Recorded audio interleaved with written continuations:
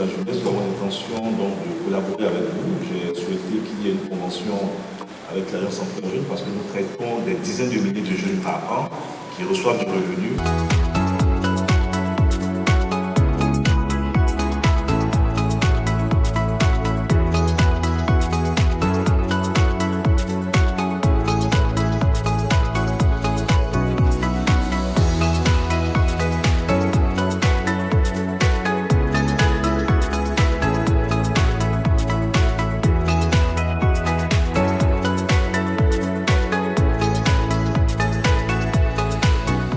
Bienvenue à la 9e édition de l'Apéro Cash, la masterclass qui parle cash de cash.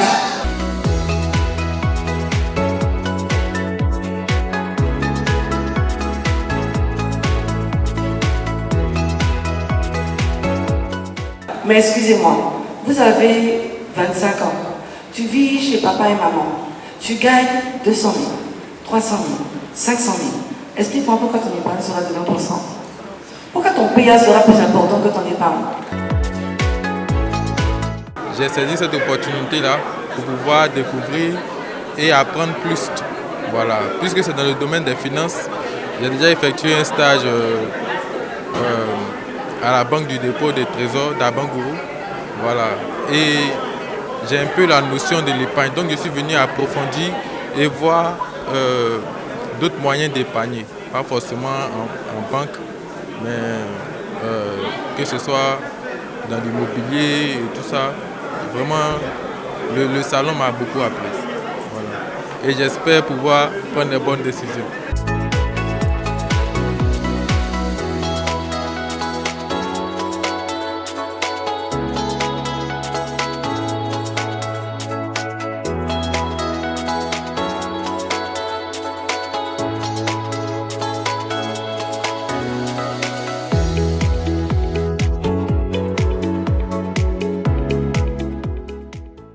Oui. Combien de studio à Makoy? 70 000, 80 000. Quel quartier de Makoy? Psychologie.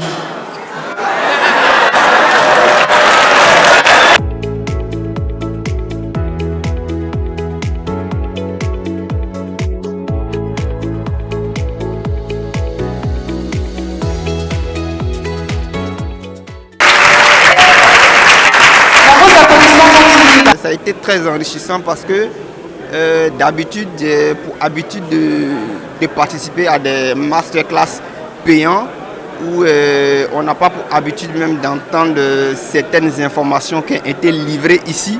Et donc j'ai trouvé ce salon vraiment très enrichissant. Et surtout aussi que en tant que jeune étudiant, on n'a pas toujours les moyens de s'offrir certaines masterclass.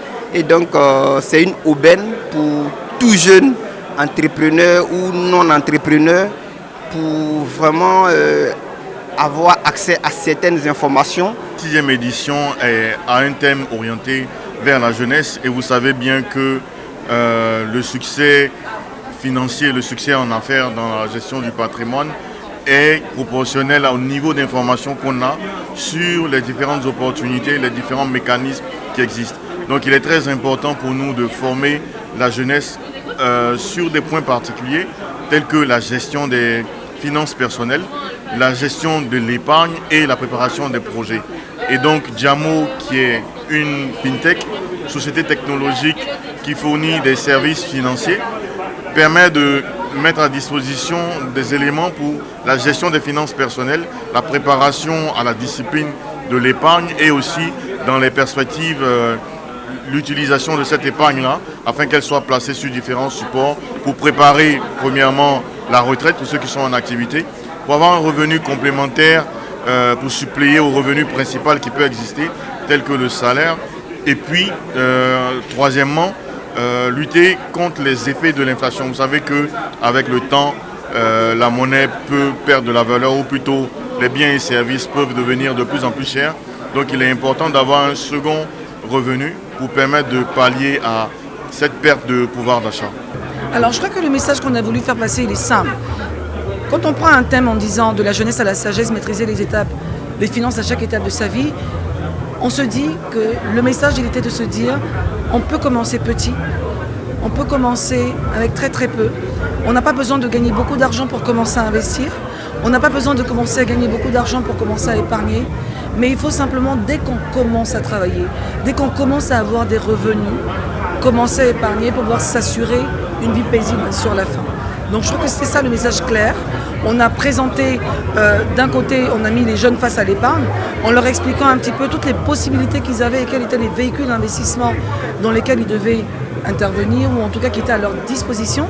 On leur a parlé des nouveaux métiers, en leur expliquant aussi tous les besoins que finalement les acteurs les acteurs financiers ou du monde de la finance recherchent en termes de profil. On leur a expliqué également que au-delà de l'épargne qu'ils avaient, comment est-ce qu'il fallait commencer à investir et comment il fallait diversifier son épargne.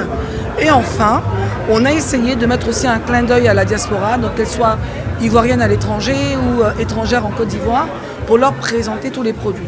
Donc je crois que globalement, on a eu pas mal de choses à retenir, je l'espère, pour tout le monde. Et je trouve que le bilan est très positif, ne serait-ce que par l'affluence que nous avons observée. Déjà avant le salon, on a clôturé donc les inscriptions la veille de l'événement. On était déjà à 6400 inscrits. Et quand on voit le monde qu'il y a eu avec les inscrits sur place, je crois qu'on est très très satisfait parce que ça veut dire que de plus en plus de jeunes, de personnes ont conscience de cette importance qu'il y a d'épargner, de commencer à apprendre à investir et se constituer un patrimoine.